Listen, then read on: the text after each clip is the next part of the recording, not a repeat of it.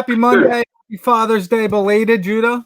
Hey, thank you very much. Happy Father's Day to you as well. I got a lot of text messages this year on Father's Day. Usually, I get a lot of text messages on Christmas and Thanksgiving and 4th of July, just because there's a lot of people sitting around and they're bored with their family and they're like, oh, I'm going to wish Judah a happy, Christmas and stuff like that. And that's cool. I love it. It gives me a chance to reach out and touch base with our larger than average sphere of influence. But Father's Day is not usually a day that I get a bunch of text messages, and yesterday I did, and that was kind of cool. Yeah, that's fantastic. That's fantastic. I did too. You know what? I a business coach that I haven't worked with for like, I don't know, 6 years, 7 years. And every once in a while we'll get together and have lunch or dinner or something. But he sent me this text, and it was like the nicest thing. It was out of the blue, and it was just like, yeah, I love watching your family on Facebook, and I hope you're doing well. And it was really heartfelt. It's really nice when we get opportunities to like reconnect with people that we haven't heard from for a long time. I actually, who I got, who reached out to me? Yeah. Steve, who is usually, a huge contributor on our show, and Taz as well. Like, guys, I really, really appreciate that. Yeah. Really, really nice to know that we're, kind of building a relationship here. So that's kind of cool. I feel very much the same way. And so if you are out there and you are listening either live or later on, please give us a like, share, comment during or after the show. Yeah. Read every single comment. We try to get back to people and respond. This is the Build and Grow with Real Estate, coming to you from the Real Estate Hackers Network. And our goal is to bring two things: relevant news about what's going on in the real estate world, and relevant content about 80-20 split. So 80% content, 20% news about what's actually going on for real estate investors, realtors, and the servicers of those industries. Here, Josh and I are both out of Central PA, but we certainly have more of a regional reach recently to our show. And that's great. My name is Judah Hoover. I'm an executive with Slate House Group, and we are a modern real estate company. I am actively listing a bunch of properties for people. I'm also working on, now that the real estate market is opening back up, helping people find either their forever home or help people find investment properties. So whatever I can do for you, please just let me know. And Josh, you have been tearing it up. Tell people what you've been tearing it up. Man, I've been burning the candle at both ends. I don't typically sleep much anyway, but like I'm really not sleeping much. That's a great problem to have, dude. Well, I know. I feel like the industry is going a little bit crazy right now.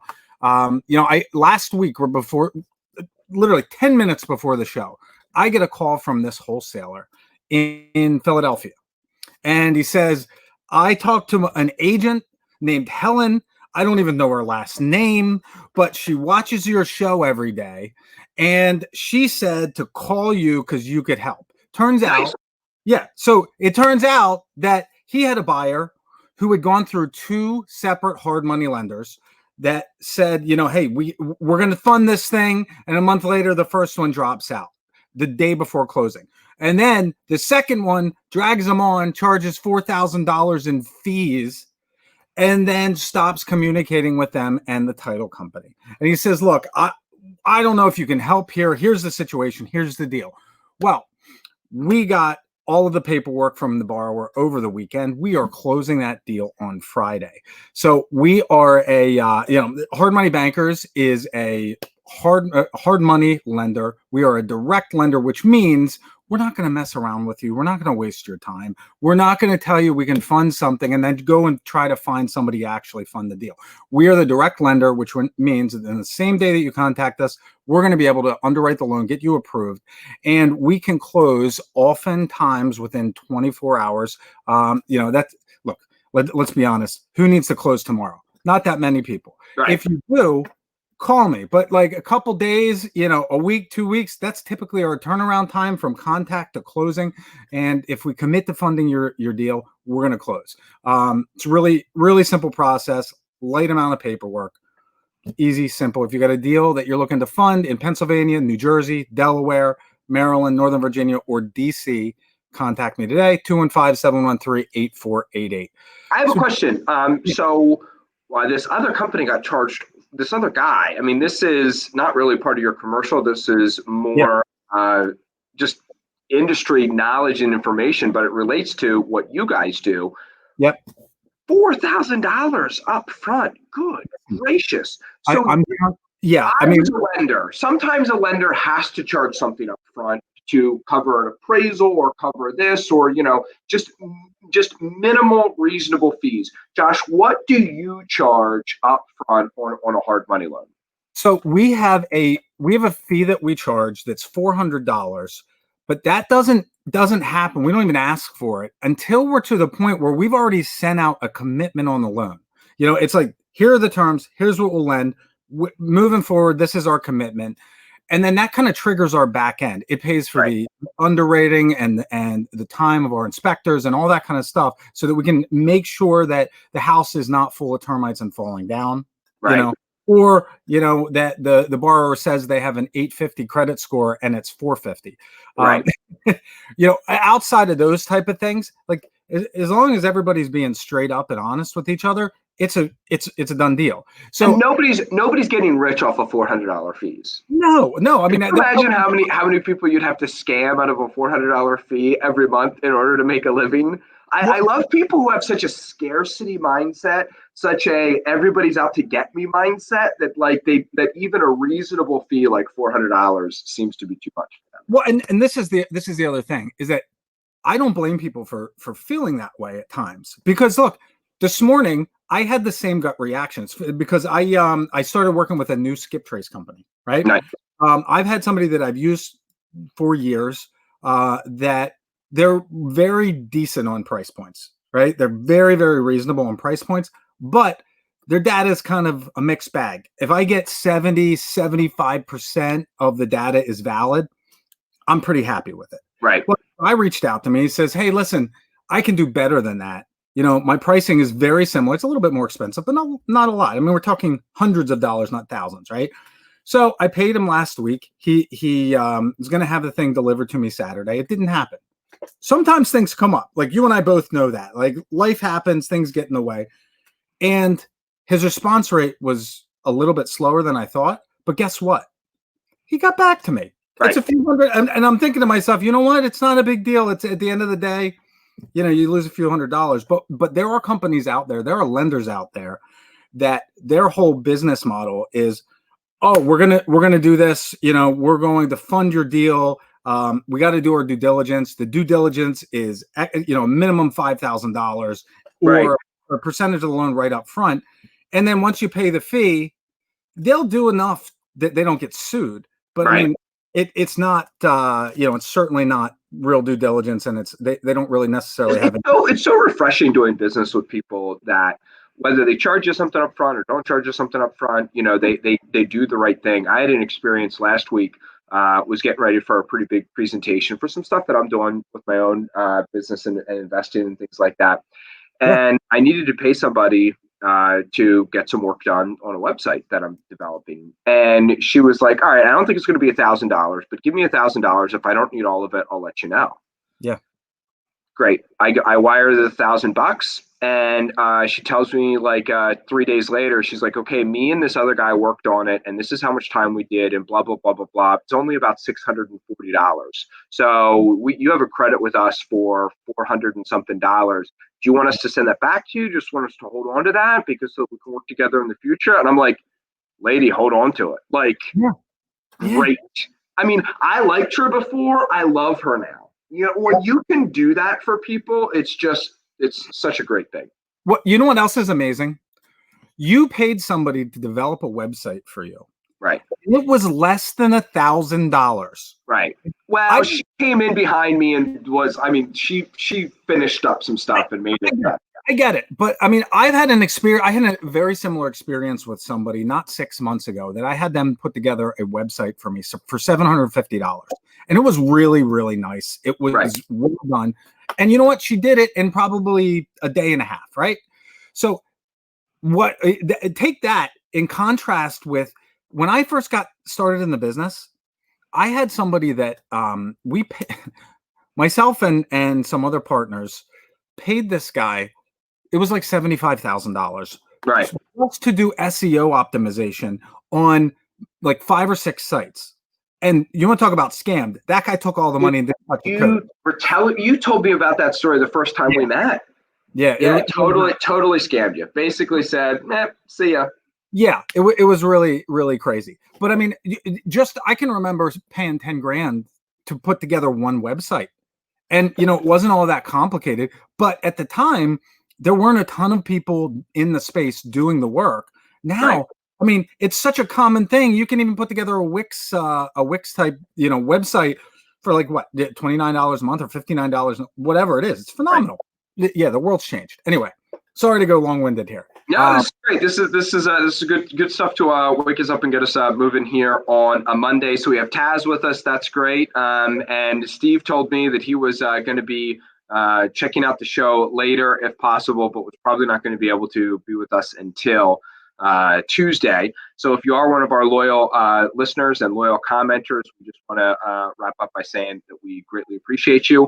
We're going to be diving a little bit deeper on marketing this week. We've talked before about getting started in marketing and some broad strokes and some concepts of marketing, but there's some people out there who are asking us for, hey guys, so like go a little bit deeper with that. If I want to do some of this, utilizing technology to go further, what does that look like and what do I do? So go ahead and just start us off here, Josh. Yeah, so let's start here. When I look at this stuff, I think I try to put this in the context of kind of different tiers of expenses when I'm looking at marketing costs, right? I mean, some things are, if you're Eric Brewer and you're looking to generate 30 units a month and you've got the infrastructure to handle that kind of volume, listen, some of these are not going to be ideal for you. You might want to implement them, but he's also looking at TV ads and billboards and things like that as supplements to what he's already doing in the grunt work. We're going to start looking at things that are, more on the lower price point where it's kind of entry level stuff that you can look at, and we'll develop up into things that are a lot, maybe a lot more expensive than you want to spend. But I think the stuff that we're going to cover in the next few days will be for a few hundred or a few $1,000s. You can implement them into your business and expect to see a return on that money fairly quickly. All right. So today I want to talk about voicemail drops. Judah, I don't know if you've ever used these, but this was a concept that was introduced to me a few years ago.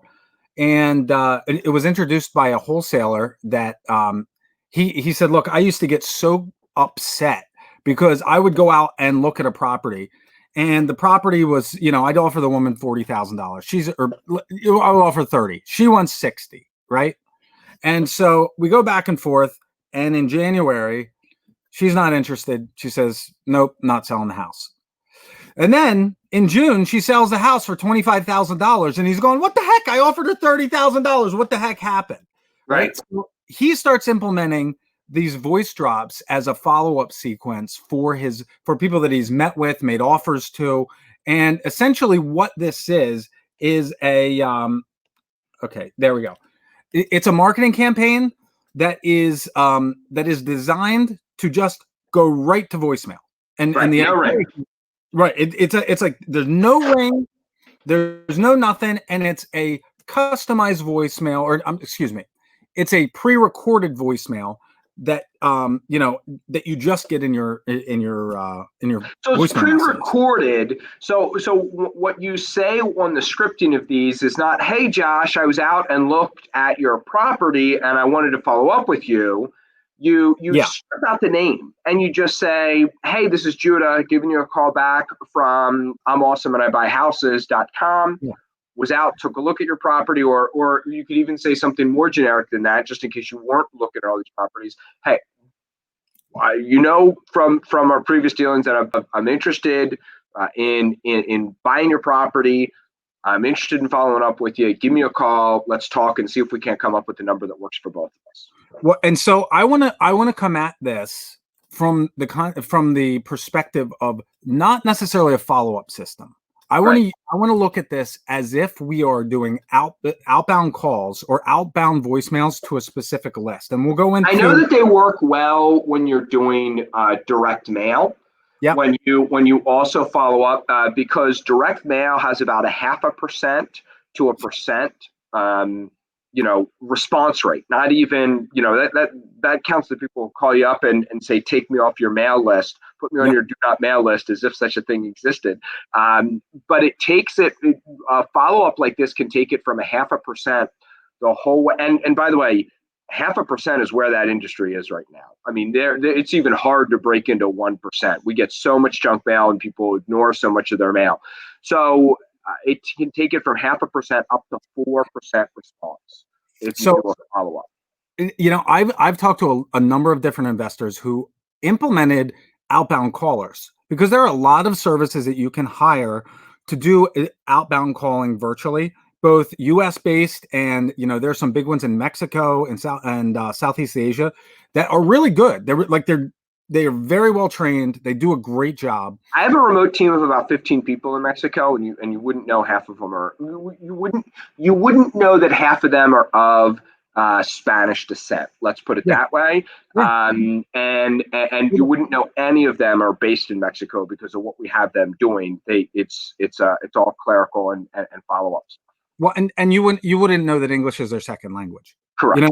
Which is incredible, especially when you consider the second language rate in the U.S. for you. You know what I mean? Like, what percentage of the U.S. speaks is not? Well, especially with where we are, and listen, we can have a pragmatic conversation about this. I think that we deal in dollars and cents. We don't deal in rubies. I think that we deal in pounds, not kilograms. I think that English should be the official language of the U.S. That doesn't mean that Jesus speaks English or anything, ladies and gentlemen. I'm just saying that English, it should be the official language of the U.S.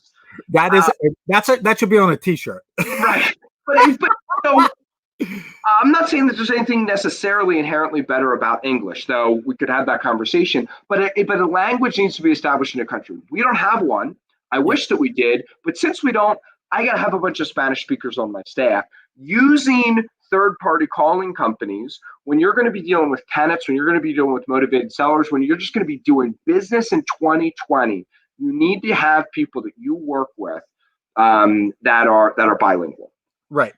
So here's the thing. Let's say you look at your direct mail budget, right? And you realize that out of 1,000 postcards that you send out, you might be able to get a deal. It's about a half a deal per 1,000 postcards you send out. Right. And 1,000 postcards costs you $500-ish if you can get the list for free. If not, maybe $850, something like that. So if you're doing 2,000, it's costing you roughly $1,600, $1,700 to get one deal. And hey, you're making 10 grand. That's probably okay. But let's say you want to supplement that and you say, I'm going to hire somebody from overseas. Well, if you do that, most of the time you're talking about at least $1,000 to $2,000 just to hire somebody and get them trained. And it's going to take time, and you're going to have back and forth. So you're going to probably look at, let's say, $5,000 until it's a hands-off process. Right. So it's not cheap. The other problem with that is, look, if I'm getting telemarketing calls, which I get a lot of, I just don't pick them up. Right. I send them right to voicemail. The industry average is a 12 to 14% pickup rate. That's not great.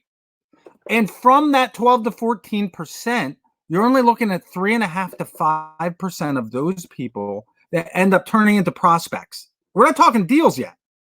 So it's a very low percentage. And this is kind of funny when I say the next thing I'm going to say here, Judah, but you won't believe this.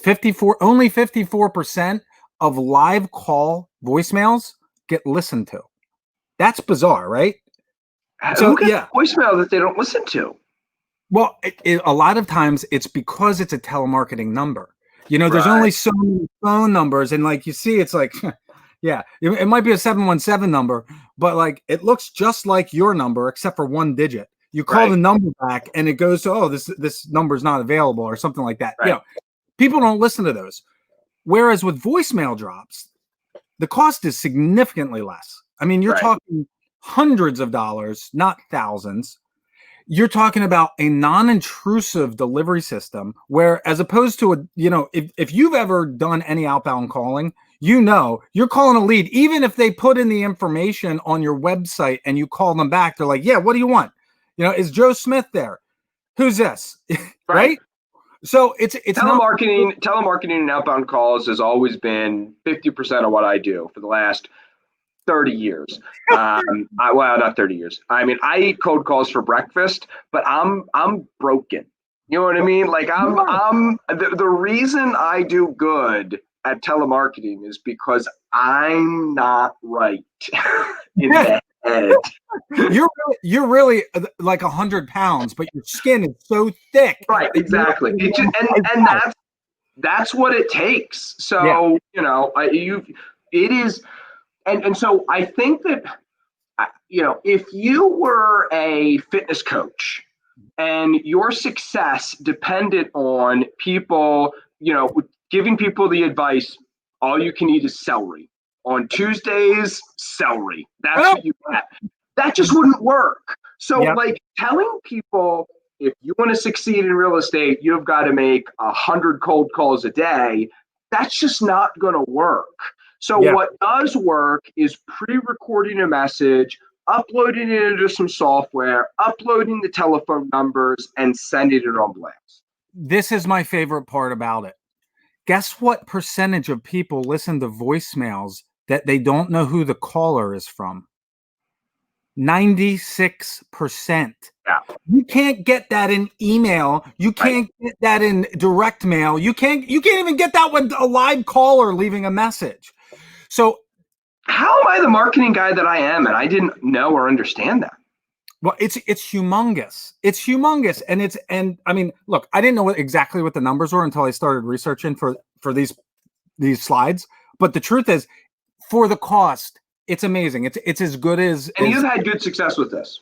I have. I've had good success with follow-ups, and I've just started using this, with an outbound, as an outbound lead source. But I've gotten leads off of this 100%. So watch this. All right. Why use voicemail drop? Look, attention is our number one currency right now. It is the number one currency. Getting people's attention, staying in front of them, and being able to deliver your message. It only happens when you can't even deliver the message unless you can get their attention, right? So 96% listen rate. The other thing that we get is that if you've ever done cold calling, you might have 1,000 people that you reach out to every day.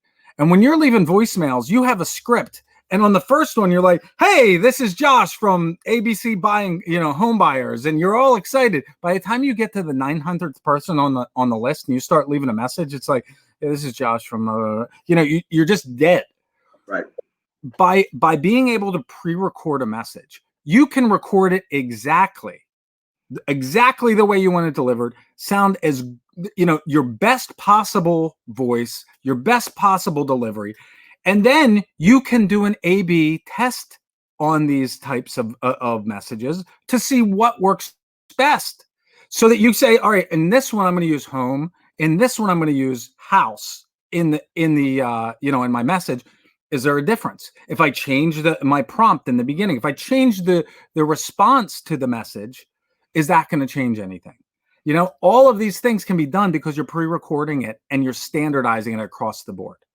All right. The other thing that this allows you to do is like leverage an expansion of your territory, right? If you have okay, so watch this. Who's the bottleneck on outbound calling? The person. Like, there's only so many hours in the day. There's only so many things that they can do at one given time. So yeah, if you have one outbound caller that can do 700 phone calls a day, great. If you want to double that, you have to double it's going to double your cost. Right. If you want to, and it's not necessarily scalable, and it's a big step up instead of a small step up. Right. You can essentially what this allows you to do is remove the bottleneck, market to additional lists, reach out to other people. And you can actually, this was, I thought, a really great idea, is market to a different client bases. So if you're looking for sellers, right, you don't necessarily just have to go directly to the sellers. You can also reach out to agents and contractors and other vendors that service those people to create leads for yourself, right? Attorneys are a great example of that. I've gotten a lot of good deals from attorneys. I've done direct mail campaigns directly to attorneys and done other things like that. Right, right. And you're looking to build a buyer's list. By the way, don't build a buyer's list until you have a property to sell. But Right. if you're looking to build a buyer's list, that's another great opportunity. You can prioritize your efforts. I hate having a long list of things to do and knowing that there's like 4 things on that list that I really need to do because they're going to create revenue. And then the rest of them, they still have to get done, but that's like 80% of your day. Right. If you can shrink that list of other things that you got to do to just the core elements, wouldn't it be great to be done by noon and then go to the pool this afternoon? Like, that's ideal. And then it's automated, like set it and forget it and you're done. Last thing is it's polite intrusion. People will listen to your voicemail when they feel like it. Right. Which will put them at a lot different level of ease and focus when they decide to call you back. I really like that. That's an excellent point, that it's polite intrusion. That's right. Because that's really what it is. And if they don't want to call you, they don't have to curse at you. They don't have to slam the phone down and get ticked off. They just hang up the phone. That's it. Very simple. All right. So the third part of the third and final slide here for this training is you only need 2 things for this, which is beautiful. You need a marketing list, and this can be the same list that you're mailing to, right, that you're using. Should be. Right. That you're targeting for Facebook ads, that you're targeting with all your other marketing. And you know what? This is one point of contact. You add text messaging to this, you add outbound calling, you add direct mail to this. There's 4 points of contact. Add some targeted Facebook ads. Boom, you're hitting them from every direction. It's a really great overview. All right, so you've got the list. The second thing that you need is a delivery system. There are a ton out there. If you Google, voicemail drops, you'll have. I didn't even see what the results were on the Google search, but I'll bet it's well over 50 million. There are probably 6 or so companies that do this. I wanted to kind of give you a range of prices. If you're looking cheap, you're going to have fewer options. It's going to take longer to deliver your messages, and the quality of the voicemail might not be as good, but it's going to be like 5 cents or less per message. Right. That's a huge deal. That's a very huge deal. And the other thing that you want to look at when you're looking at these things is what's the user interface on your end like, so that you can be sure that you're doing it right and not making any mistakes. Right. On the other side of things, you can spend $5,000 a month on for unlimited, thousands and thousands of broadcasts, and everything in between. You just have to look at the service provider and figure out what features matter to you. If you are deep into data and you want to know exactly what phone numbers are working, what's a landline versus what is a cell phone, if they're on the do not call list, because that's another big one. These are things that are important that you've got to check out. But you got to figure out what matters to you. If you're sending 250 texts a week or calls a week, it's not going to matter. Send 50,000, right. It's going to matter. Somebody's going to complain, or many people are going to complain. So you just have to know what that looks like. But I mean, it's really, really simple, to be honest. It's a very straightforward approach. Yeah, I had what was the fine? It was like a $17,000 fine because it was like $5,000 for the first occurrence. No, it was like a $20,000 fine that I had to pay like 15 years ago. Because I relied on somebody else to scrub my list for me. And I had made like 10 or 15 phone calls to people that did not want to be called. And so it was like $5,000 for the first, and like $1,000 for each one on top of that. Wow. And ever since then, I've been rather diligent about I was like, isn't there like a get out of jail free card? Like, I apologized the first time. Like, hey, I'm sorry. No, Yeah. none of Yeah. that. Yeah. I mean, hey, it is what it is. Yeah, so you just got to take the do not call thing seriously. You have to be sure that the people you're calling have wanted to have a business relationship with you or asked to have a business relationship with you in some sense. Some people get around it. And I think that it's just sleazy that, they say, well, I'm not selling them anything. I'm looking to buy something from them. And that is 100% legally true. That's not a gray area I'm comfortable with. And so, You were I would. you were probably comfortable before you had to pay $20,000 in fines. Correct. Correct. Yeah. I just don't think you win that. You know what I mean? I don't think that if somebody identified themselves as wanting to be on the do not call list, just avoid it.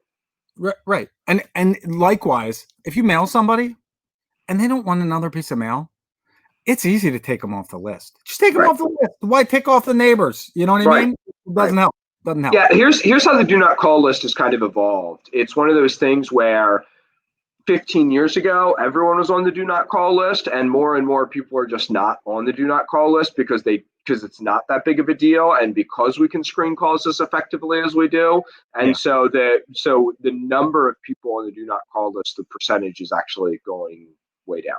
Well, and plus you can telemarket to cell phones now Right. when you couldn't before, and so that opens up a whole new opportunity. And I mean, Right. look, let's face it. If that do not call list, there's an expiration on that. Like the do not contact, do not market list. There's an expiration on that, and I think it's like a year Like and a half. 5 years or something. Or is it 5 years, whatever it is. But I mean, it's really funny. My wife got on that, and it's like to the day. You know exactly when it came off. I mean, her phone blew up. We got all kinds of junk mail. It's it is what it is. But anyway, that's it. Yeah. So I mean, it's a really simple marketing. 5 cents to 0.5 cents per message being dropped. That is ridiculously good pricing. If you are thinking about doing any type of marketing, you need to think about including this and incorporating this into your marketing and moving forward with this. Guys, we're going to be back tomorrow with another great show, delivering wonderful content and hopefully some witty banter, with Josh and I along the way. Maybe a little bit of entertaining stuff as well. Well, so one thing that we are going to bring up tomorrow, I meant to bring it up today and I forgot, is this impeachment of Governor Wolf that they're trying to move forward. Which we can get deep into it on Friday, but this is some crazy things happening here in the mid-state. Yeah, absolutely. Yeah. All right, wonderful, Judah. See you tomorrow. Facebook. See you tomorrow. You guys have a great day. Back here at noon. Take care. See you, everybody.